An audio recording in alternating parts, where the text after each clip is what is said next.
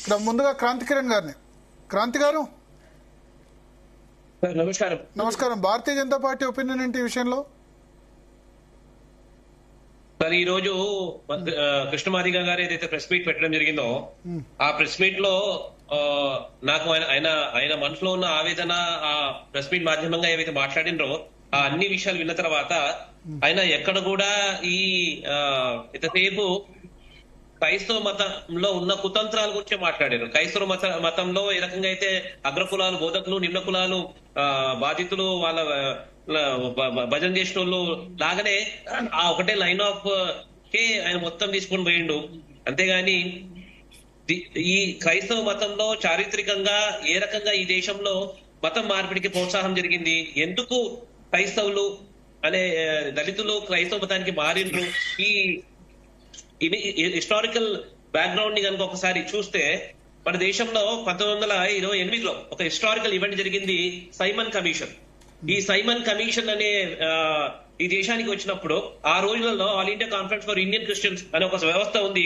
అంటే దేశంలో ఉన్న క్రైస్తవుల పక్షాన సైమన్ కమిషన్ ముందుకు పోయి వాళ్ళు మాట్లాడడం జరిగింది.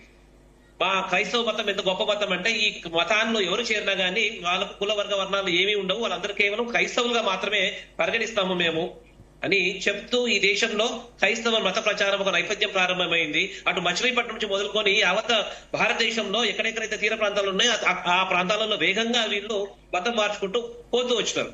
తర్వాత కొన్ని రోజులకి ఇవే క్రిస్టియన్ మిషనరీస్ ఒక విషయాన్ని ఏం గ్రహించినారు, ఎవరైతే చర్చకు వస్తున్నారో ఈ మతం మారే క్రమంలో ఎక్కువ సంఖ్య ఈ నిమ్న జాతికి వాళ్ళు ఉన్నారు. కానీ ఈ దేశంలో ఈ నిమ్న జాతులకు ప్రభుత్వం నుంచి వచ్చే రాయితీలు అనేది కూడా ఒక నేపథ్యం ఉంది. అటువంటి సందర్భాలలో చర్చ్ డైరెక్ట్ గా పాస్టర్లు చెప్తున్నారు, మీరు చర్చ్ లో మీ పేర్లు క్రైస్తవ పేర్లు పెట్టుకోండి, కానీ ప్రభుత్వ ఉద్యోగాలకు పోయేటప్పుడు వాళ్ళు హిందూ పేరు పెట్టుకొని ఆ రకంగా హిందూ పేరుతో సర్టిఫికేట్లు తీసుకోండి అని చెప్తూ ఈ రోజు ఈ దేశంలో ఒకసారి ఒక సగటి నిమ్న జాతికి వ్యక్తి సంబంధించిన వ్యక్తి క్రైస్తవ మతానికి పోయిన తర్వాత ఆయన ఆర్థిక స్థితి ఏ రకంగా పెరిగిందో ఒక సాధారణ హిందూ దళిత ఒక ఎకనామికల్ బ్యాలెన్స్ ని చూసినట్టయితే 100 times hundred times better state లో ఈ రోజు క్రిస్టియన్స్ ఉన్నారు. కాబట్టి ఏ రకంగా అయితే కృష్ణమాదిగ గారు క్రైస్తవ మతంలో ఉండి కుతంత్రాలతోని వాళ్ళు ఏదైతే తప్పుడు మాటలు చెప్పుకొని మతం మార్చుకున్నారు కదా, ఈ రోజు మేము నిజంగా ఒకవేళ అటువంటి పరిస్థితే ఉంది, డాక్టర్ బాబాసాహెబ్ అంబేద్కర్ 1900 అయిన ముందే కదా ప్రెసిడెన్షియల్ ఆర్డర్ వచ్చింది. డాక్టర్ బాబాసాహెబ్ అంబేద్కర్ మొత్తము సాహిత్యాన్ని మొత్తము స్టడీ చేసిన తర్వాత ఆయన జీవిత కాలంలో ఎక్కడ కూడా ఈ ప్రెసిడెన్షియల్ ఆర్డర్ వ్యతిరేకంగా డాక్టర్ బాబాసాహెబ్ అంబేద్కర్ ఏ రోజు కూడా మాట్లాడలేదు. ఆయన స్పష్టంగా ఒకటే మాట చెప్పిండు, క్రైస్తవ మతము ఈ దేశంలో కనుక దళితులు క్రైస్తవ మతానికి మారితే వాళ్ళు భారతదేశానికి తక్కువ విదేశాల వైపు ఎక్కువ చూస్తారు. అదే రకంగా ముస్లిం మతానికి చెందిన వాళ్ళు కనుక దళిత సమాజం వాళ్ళు ముస్లిం మతానికి చేరినట్టయితే వాళ్ళు ఈ దేశంలో పట్ల వాళ్ళకి విధేయత ఉండదు, ఎంతసేపు అరబ్ దేశాల వైపే వాళ్ళు చూస్తుంటారు అని ఒక నేపథ్యాన్ని స్పష్టంగా డాక్టర్ బాబాసాహెబ్ అంబేద్కర్ చెప్పడం జరిగింది.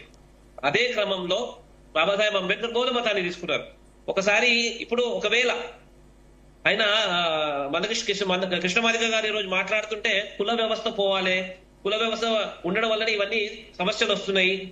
మరి ఆ రోజు నుంచి ఏ రకంగా అయితే భారతీయ వ్యవస్థలో సమస్యలు ఉండడం వల్ల కొందరు మతం మార్చుకున్నారు కదా, రిజర్వేషన్లు పొందాలి అని ఒక నేపథ్యం ఈ రోజు వస్తే మేము స్వాగతిస్తున్నాము.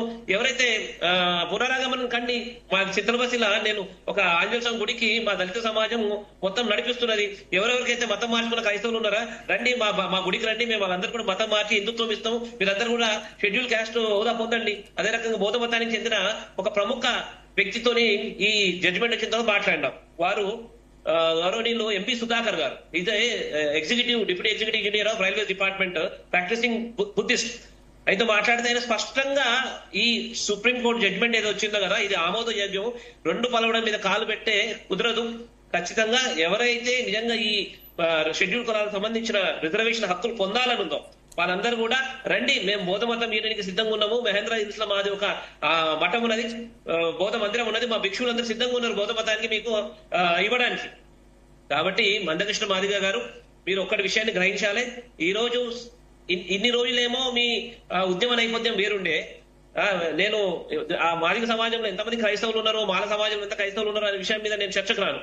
కానీ ఈ రోజు స్పష్టంగా ఒక్కటి, డాక్టర్ బాబాసాహెబ్ అంబేద్కర్ ఈ దేశంలో షెడ్యూల్ కులాల వారికి ఏదైతే రిజర్వేషన్లు ఇచ్చిండో ఆ రిజర్వేషన్ల ఆధారంగా ఆర్థిక సామాజిక స్థితిగతులన్నీ కూడా ఈ రోజు షెడ్యూల్ కులాల మారుతూ వస్తున్నాయి. కానీ క్రైస్తవ మతం పేరుతోని ఇలాంటి కొందరు వ్యక్తులు ఒక ప్రోత్సాహంతో ఈ రోజు క్రైస్తవ మతానికి పోయి దళితులు మేమని చలామణి ఆడి దళితులు ఒక నిజమైన హక్కులు కాలరాస్తూ వారి యొక్క ఉజ్వలమైన భవిష్యత్తుని మీలాంటి వాళ్ళు ప్రోత్సాహంతోనే నెట్టివేయబడుతున్నది.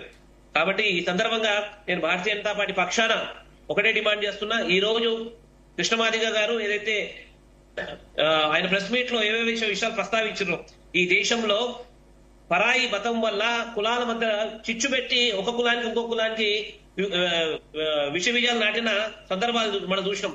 ఈ దేశంలో కుల వ్యవస్థ ఎంత గొప్పది అంటే ఒక ఇంట్లో పెళ్ళైతే ఆ పెళ్లిళ్ళ ఒక బేదరాయన వచ్చి పందిరేసిపోతాడు, ఒక కుమ్మరాయన వచ్చి ఐదేళ్ల కుండలేసిపోతాడు, ఒక కంసలి వచ్చి దానికి ఆ కులానికి సంబంధించిన పెళ్లికి పిల్లలకి మంగళసూత్రం పెట్టలు చేసిపోతాడు.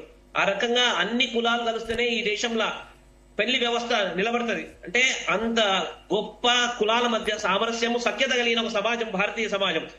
కానీ ఆ సమాజాన్ని దాని యొక్క ప్రాముఖ్యత గ్రహించని కొందరు వ్యక్తులు ఈ రకంగా చర్చ చూపించిన మార్గంలో పోయి ఈ రోజు భారతదేశానికి భారతీయ కుల వ్యవస్థని వ్యతిరేకంగా మాట్లాడడం అనేది చాలా బాధాకరమైన విషయం. ఓకే, మురళీ మనోహర్ గారు మీ ఒపీనియన్.